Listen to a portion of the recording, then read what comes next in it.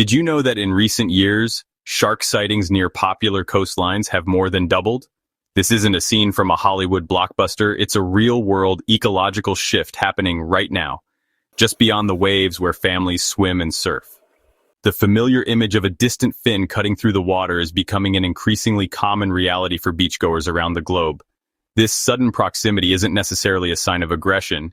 Instead, it's a complex story about a changing planet and the intricate dance between humans and one of the ocean's oldest and most misunderstood inhabitants. We are sharing the ocean with these magnificent predators more closely than ever before, and understanding why is the first step towards safe coexistence. Real-life stories bring the data and scientific explanations into sharp focus. Consider the case of the lifeguards at Jones Beach, New York, during a recent summer.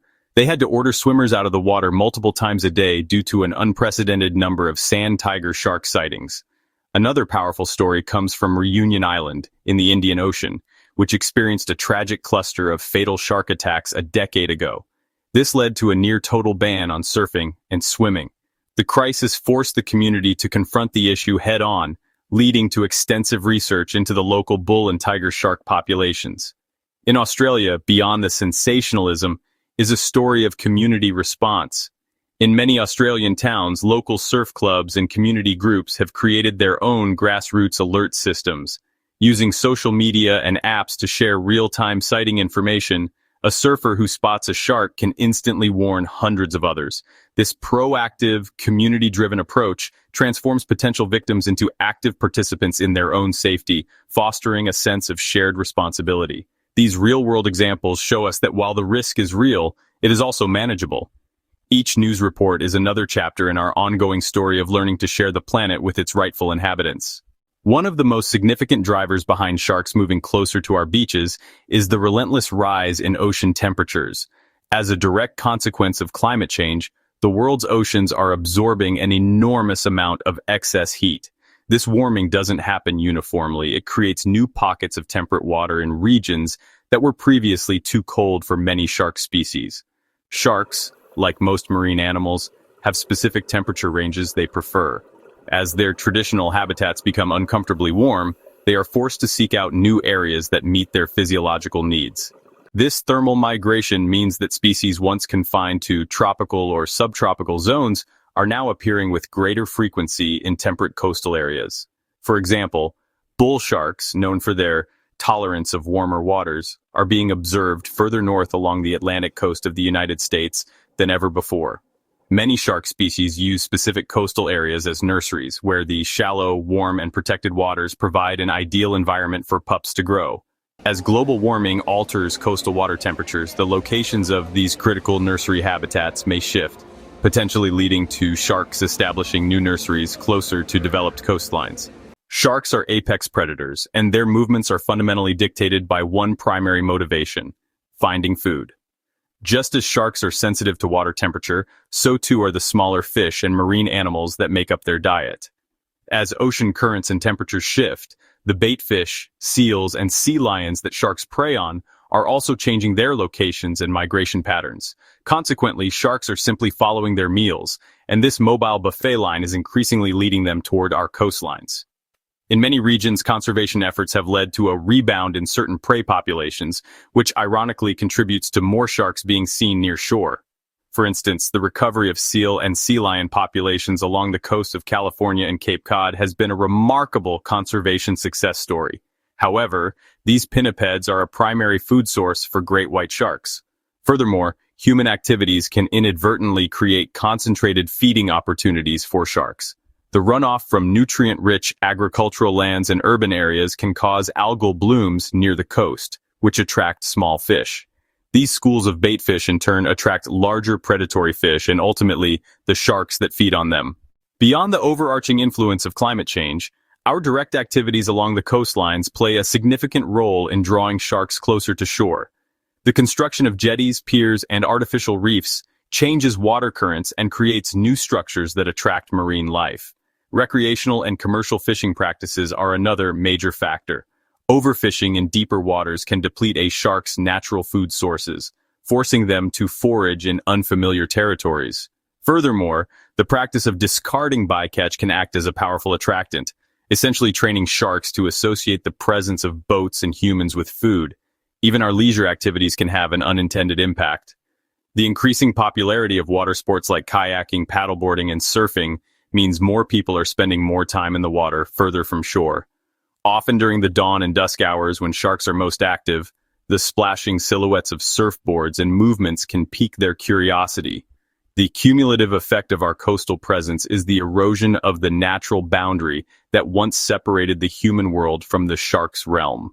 The sharks are not invading our space, rather we have aggressively and comprehensively moved into theirs, and we have altered it in ways that, in some cases, make it more attractive to them.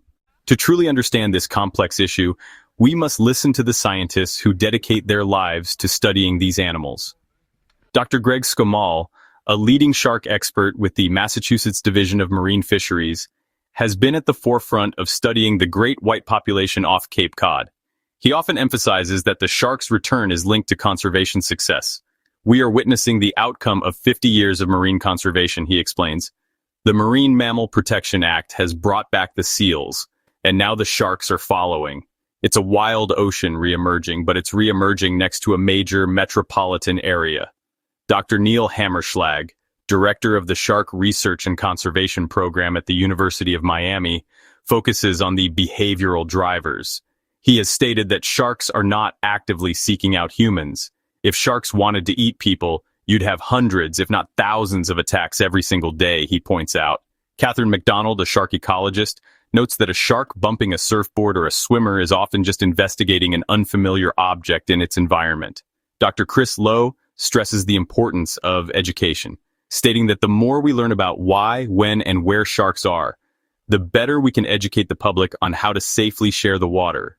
The increase in shark encounters is not confined to a single beach or country. It is a pattern repeating itself across the globe. Take Florida, often called the shark bite capital of the world. In recent summers, local news channels and social media have been flooded with drone footage showing dozens of black-tip sharks patrolling just yards from the shoreline of Palm Beach County. These sharks are participating in their annual migration, but scientists note that the timing and density of these aggregations appear to be changing, bringing them into closer and more frequent contact with the millions of people who flock to Florida's famous beaches each year. Halfway across the world, Australia is grappling with a similar situation. Along the coast of New South Wales and Western Australia, sightings of great white sharks have become more common, leading to the implementation of sophisticated drone surveillance and smart drumlines to monitor their movements. Even the historically calmer waters of the Mediterranean Sea are seeing a change. In Spain, Italy, and Greece, beachgoers have been startled by sightings of blue sharks, and even the occasional mako shark venturing into shallow swimming areas. Given the increasing proximity of sharks, it is more important than ever for beachgoers to be informed and proactive about their safety. Knowledge is the most effective tool for preventing a negative encounter. One of the most critical pieces of advice from experts is to avoid swimming at dawn and dusk, when many shark species are most active and hunting for food. Another key strategy is to always swim in groups and stay relatively close to shore. Sharks are more likely to approach a solitary individual than a group of people. Furthermore, staying in life-guarded areas ensures that there are trained professionals watching over you, equipped with the tools and knowledge to spot potential hazards and respond quickly. The presence of more sharks near our shores is not a problem to be solved, but a new reality to which we must adapt. We must recognize that healthy shark populations are a sign of a healthy ocean. As apex predators, they maintain the balance of marine ecosystems, weeding out the sick and weak and preventing any one species from overwhelming the system.